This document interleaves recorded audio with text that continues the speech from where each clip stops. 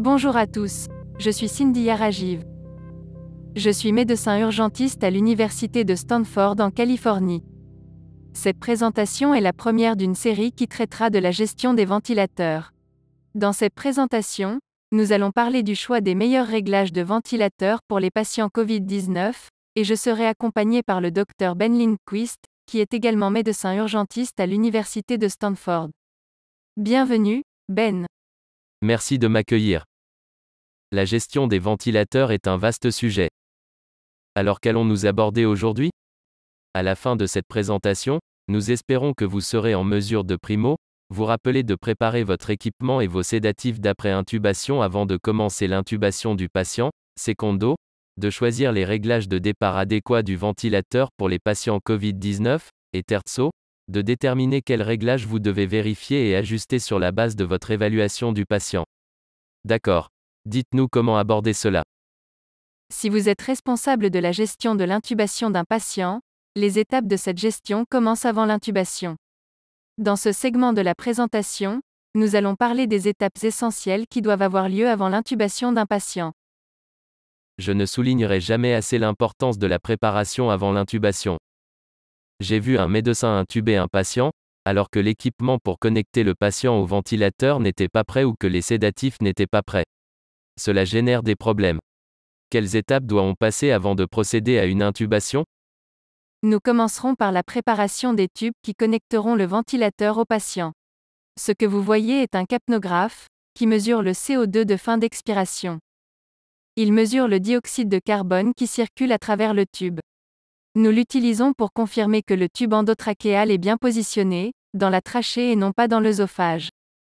Il est relié à la tubulure du ventilateur de cette façon. Si votre hôpital n'a pas de capnographe, vous pouvez utiliser un colorimètre, détecteur de CO2, qui vire du mauve au jaune lorsque du CO2 est détecté. Si vous n'avez aucun moyen de détection de CO2, alors vous pouvez confirmer le bon positionnement du tube endotrachéal par radiographie thoracique, en observant la condensation dans le tube, et en écoutant les bruits respiratoires. Souvenez-vous que les bruits respiratoires sont difficiles à entendre chez les patients ayant un SDRA lié à la Covid-19. Maintenant que nous avons relié le capnographe au ventilateur, quelle est l'étape suivante? L'étape suivante consiste à placer un filtre sur le capnographe que nous venons de connecter à la tubulure du ventilateur. Ce filtre empêche les particules virales de pénétrer dans la tubulure du ventilateur et empêche la circulation des particules virales dans toute la pièce lorsque le ventilateur est déconnecté. Lorsqu'on a connecté le filtre au capnographe de cette façon, on peut démarrer le ventilateur pour s'assurer qu'il est branché et qu'il est prêt à fonctionner. Même si vous n'avez pas de filtre, il existe des moyens d'empêcher le virus de se répandre dans la pièce. Lorsque c'est possible, connectez le tube endotrachéal au ventilateur immédiatement après que le tube endotrachéal a été placé sur le patient. N'utilisez pas de masque avec ballonnet valve, parce que le passage du masque avec ballonnet valve au ventilateur pourrait répandre des particules virales dans l'air.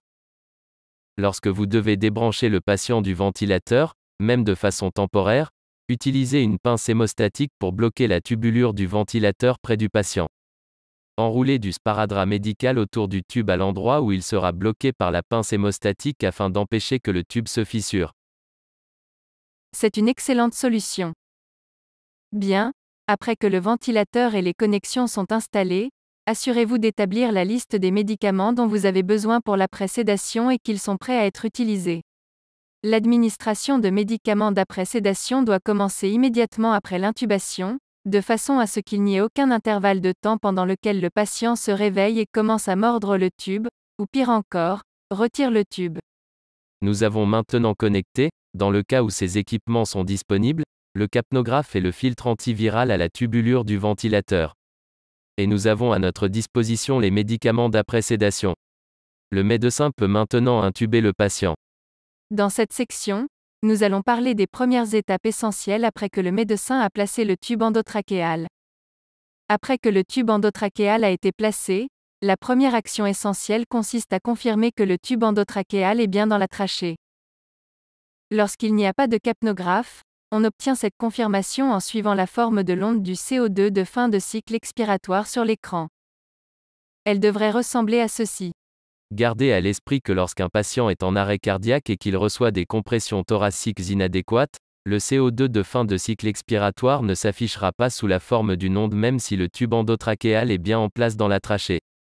De plus, la lecture du CO2 de fin de cycle expiratoire semblera normale même si le tube endotrachéal est dans la bronche droite et ventile seulement le poumon droit.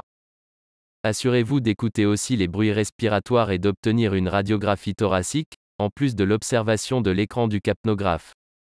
Maintenant, parlons des réglages initiaux du ventilateur.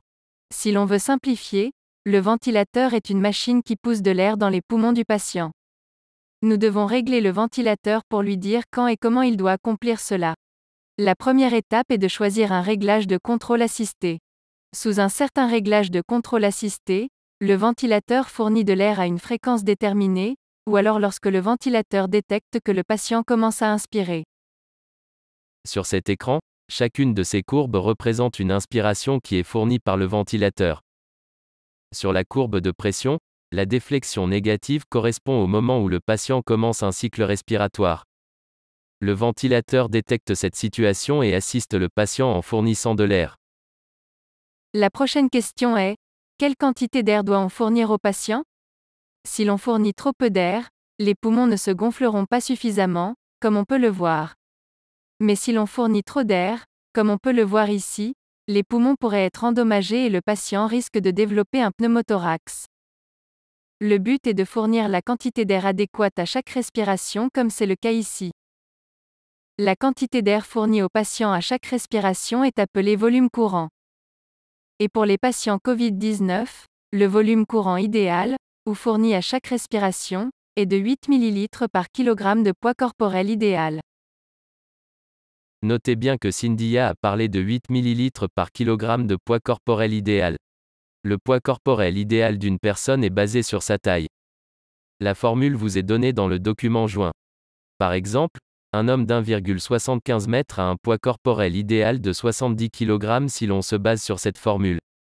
Donc le volume courant pour cet homme serait de 8 ml multiplié par 70 kg, ce qui correspond à son poids corporel idéal, ça nous donne 560 ml par respiration. Nous avons décidé quelle quantité d'air ou de volume courant apporter au patient. Nous devons ensuite décider à quelle fréquence fournir ces respirations. C'est une fréquence respiratoire. Si la fréquence respiratoire est trop faible, le patient n'aura pas suffisamment de cycles respiratoires.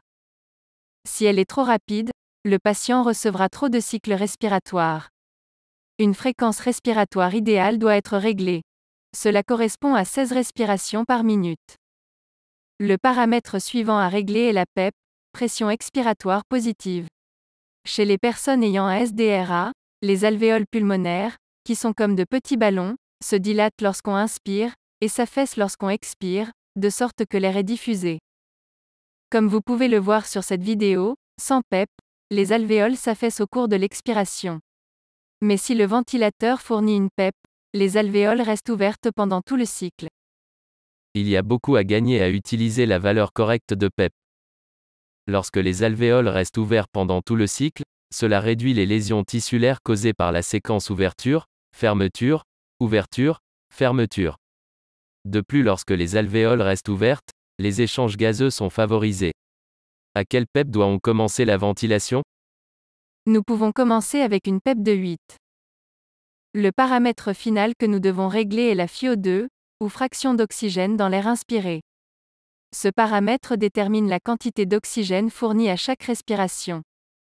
Après une intubation, le réglage initial de la FiO2 est fixé à 100%. Maintenant nous allons regarder une vidéo qui montre comment sélectionner ces réglages sur un ventilateur.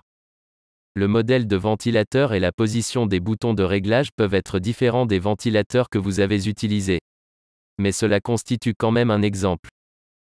Après avoir sélectionné les réglages initiaux et connecté le patient au ventilateur, il est important de vérifier la pression de plateau.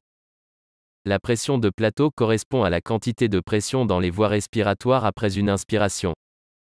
On veut que cette pression soit moins de 30 cm d'eau pour éviter des lésions pulmonaires, un pneumothorax et d'autres complications. Et la démonstration suit dans cette vidéo. Ici nous montrons comment vérifier la pression de plateau. Votre ventilateur aura un bouton portant la mention pause inspiratoire. Vous devrez appuyer sur ce bouton pendant 3 secondes, comme ceci. Après quelques secondes, la pression de plateau s'affichera dans la case. Nous avons abordé la préparation avant l'intubation et les actions à entreprendre immédiatement après l'intubation, ainsi que les réglages initiaux d'un ventilateur. Dans la section suivante, nous apprendrons à ajuster les réglages du ventilateur en fonction de la réponse du patient. Si l'état du patient reste stable avec les réglages initiaux du ventilateur, il faut effectuer une analyse de gaz du sang artériel, ou ABG après 10 minutes sous ventilateur. Nous inclurons un tableau de valeur normale d'ABG dans le support de cette présentation. Ce tableau montre comment corriger les anomalies. Si la PCO2 est anormale, vous devrez ajuster le volume courant ou la fréquence respiratoire. Si la PCO2 est trop élevée, augmentez le volume courant ou la fréquence respiratoire selon les recommandations du tableau. Si la PO2 est anormale, vous devrez ajuster la FiO2 ou la PEP. Par exemple, si la PO2 est trop élevée, baissez la Fi02 ou la PEP selon le tableau et vice-versa. Si l'hypoxie du patient se prolonge malgré l'augmentation de la FiO2 et de la PEP, vous pouvez envisager de placer le patient en position de proning. Le placement du patient en position de proning doit être débattu et réalisé en équipe. Le support de la présentation comporte un lien montrant comment placer un patient en position de proning. En résumé, vous devriez désormais être en mesure de 1. Vous rappeler de préparer l'équipement et les sédatifs de post-intubation avant de procéder à l'intubation du patient. 2. Sélectionner les réglages initiaux adéquats du ventilateur pour les patients COVID-19.